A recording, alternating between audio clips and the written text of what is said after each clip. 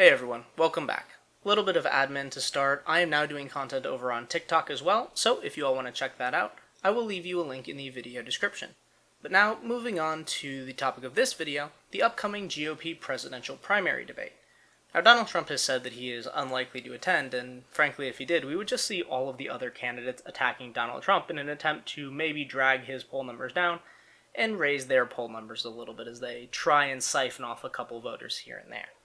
But if he doesn't show up, then we might get to see something interesting, as all of the candidates on that stage believe that they can be the successor to Donald Trump as the new leader of the Republican Party. Donald Trump may be in charge now, but he won't be in charge forever. So I think it would be interesting to go through all of the candidates who have so far qualified for this debate and see what their chances might be of becoming Donald Trump's heir apparent. Let's start off with the person that everyone expected to be Donald Trump's successor, Florida Governor Ron DeSantis. Now, on the surface, this makes a lot of sense. Both men have very similar policy positions, they're both very confrontational and abrasive, and they're both Florida men. So it made a lot of sense to think that Trump would naturally be succeeded by DeSantis. However, the more Republican voters have gotten to know Ron DeSantis, the less they seem to like him.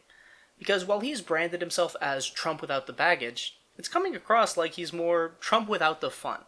He really doesn't seem to have any natural charisma, and he just cannot elicit the same emotional response from the Republican base that Donald Trump or, frankly, some of these other candidates can. Additionally, he has his own baggage as the governor of Florida.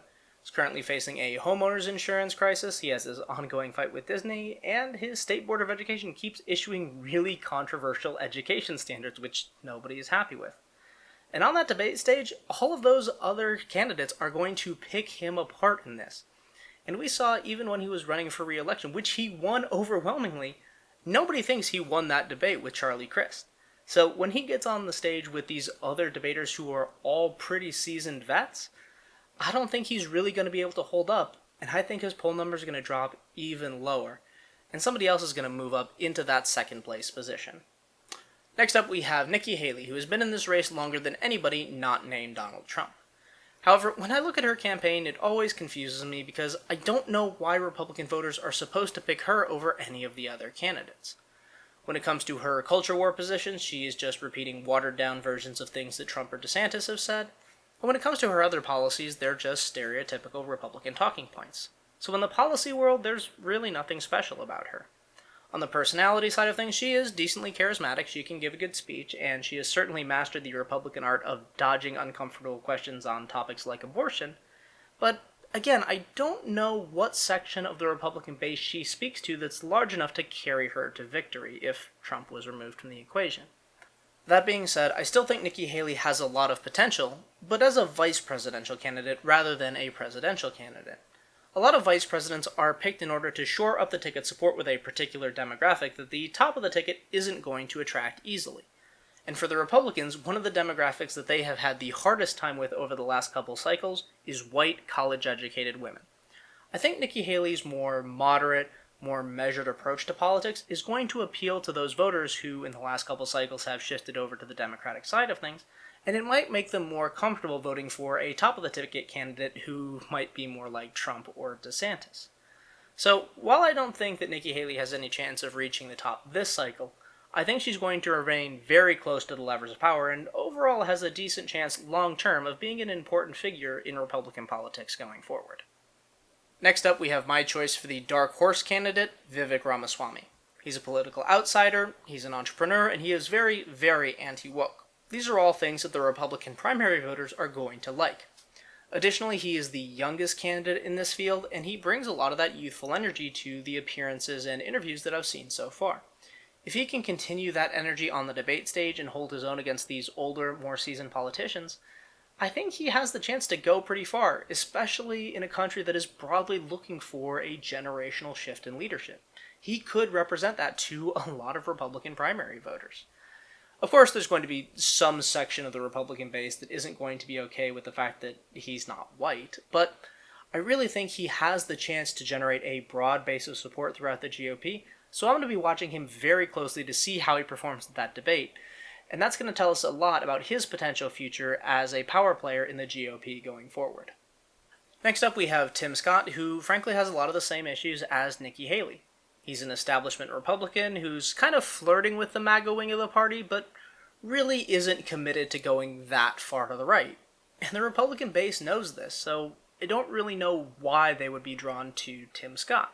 So I think he's another one of those candidates that fits really well into the vice presidential category, as yes, he's going to appeal to certain demographics that Republicans tend to perform poorly with, but he doesn't really have a coalition within the Republican Party that's going to take him to the top of this presidential primary. Now we turn our attention to former Vice President Mike Pence, who quite frankly has no future in the Republican Party. And he should have probably figured that out when there were chants of "Hang Mike Pence" on January 6th. If I was a politician and my supporters were calling for my execution, I would just go ahead and assume that my career was well and truly over. But even beyond that, Mike Pence's appeal to the Republican base is actually pretty narrow. Sure, he's got that hyper-religious evangelical background, but quite frankly, a lot of Republican voters who claim to be religious don't actually seem to care about their religious values when it comes to their politicians. Certainly, there are more than enough of them who are happy to support Trump, who is, shall we say, less than an exemplar of Christian values. So, yeah, Mike Pence might still appeal to that very, very religion-focused wing of the evangelicals, but overall, I just don't see him having a future in a party where at least half of the party views him as a traitor to the former president. So, yeah, Mike Pence is toast, and I can't imagine why he thinks he still has a chance.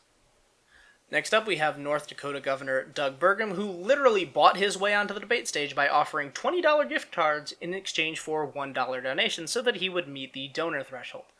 Given that he had to do that to make it on the stage, he doesn't matter, he doesn't count, and we're not going to talk about him anymore.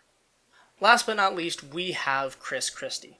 Now, we know he's not going to win. Frankly, he knows he's not going to win. But he's not trying to win in the first place. He is running out of pure spite, and his only goal in this primary is to do as much damage to former President Donald Trump as is humanly possible. And he'll probably end up taking out DeSantis along the way, since, as we stated earlier, DeSantis is just a worse version of Donald Trump. Now, of all the candidates in this field, I think he's probably the most likely to achieve his goal, as he doesn't have to win to achieve it, he just has to make sure that Donald Trump loses, whether in the primary or in the general. And while he'll never climb to the top of GOP politics ever again, he might have the most impact of any of these candidates on the outcome of the next election, even if it's just to help Joe Biden and the Democrats win in 2024. That being said, obviously Donald Trump is still the frontrunner in this primary, and there's no guarantee that anything is going to happen to him between now and when the Republicans choose their 2024 nominee. However, I think for most of these candidates, they still have some viability for future election cycles, especially in 2028, so it's going to be worth tuning into this debate to see how they perform and try and evaluate which one of them actually has a chance to inherit the mantle of Republican leadership. Think about it.